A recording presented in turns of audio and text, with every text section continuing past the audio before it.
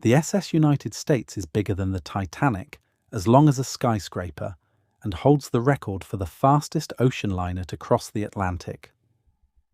If this ship had hit the Titanic's iceberg, there is no way she would have sunk, said Susan Gibbs, whose grandfather designed the United States and who has struggled for 2 decades to preserve it. It was a top-secret Cold War weapon, she said. Its keel was laid right as the Soviet Union tested the atomic bomb. But after nearly 3 decades of sitting dormant and rusted in a Philadelphia pier, it is now headed to its final home, the bottom of the ocean. However, its historic voyage to Alabama is being delayed by more than just bad weather. Okaloosa County, Florida, purchased the iconic ship from the SS United States Conservancy after a lawsuit evicted it from Pier 82 in Philadelphia, where it had been docked for 28 years. With plans to sink the SS United States and turn it into the world's largest artificial reef, the ship was set to make the journey to Alabama for preparation in November. That never happened due to logistical details and procedures and a potential storm, County spokesman Nick Tomachek said. A new date for the trip has not yet been set, and on Friday, a Coast Guard spokesman said they are still waiting on documentation from Okaloosa County. We're concerned about the safety of the public and our waterways essentially right now, said Petty Officer Christopher Bokum. There are a few factors, the whole movement of the vessel and whether it's safe to be moved right now. Bokum chose not to elaborate further on the concerns regarding the ship, but noted additional worries about its size and its passage under bridges on the Delaware River. The ship's stacks will come within mere feet of the Walt Whitman Bridge, according to reports. Mike Williams, a spokesperson for the Delaware River Port Authority, which oversees the bridge, commented, "At this time, we have not been informed of any changes to the previously established clearances or received notice of differences that could affect our bridges. Questions about its condition have raised alarms with the Coast Guard.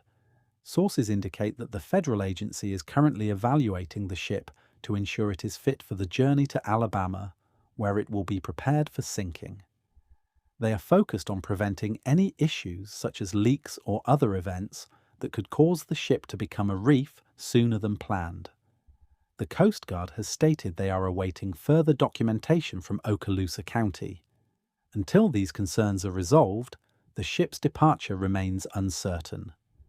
When departure day comes, 4 tractor tugs and 1 lead tug will maneuver the 990-foot liner, 108 feet longer than Titanic, from South Philadelphia down the Delaware River to the coast Okaloosa County.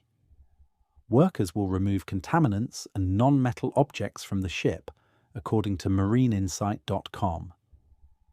The vessel's 2 funnels, radar mast and other structures will be removed, with some destined to become part of a museum dedicated to the ship. However, it needs to be said that those challenges had also been an issue when the battleship New Jersey made her way up and down the river for her dry dock restoration. On the other hand, it was stated that Okaloosa County remains confident in the ship's ability to reach Alabama. An engineering/survey firm, as well as the contractor handling the move, have performed necessary steps to ensure the stability of the ship for a safe move, he said. The ship will depart Philadelphia at low tide to avoid any bridge contact. Okaloosa County officials are still deciding on where the ship will be sunk. It's expected to be about 20 miles south of the Florida Panhandle region in the Destin-Fort Walton Beach area, the Pensacola News-Journal reported. Holes will be cut into the ship's hull to create openings that will flood the vessel. Water will be pumped into the ship until it falls below the waterline, letting water into the holes. It could take 5 hours or more for the liner to sink.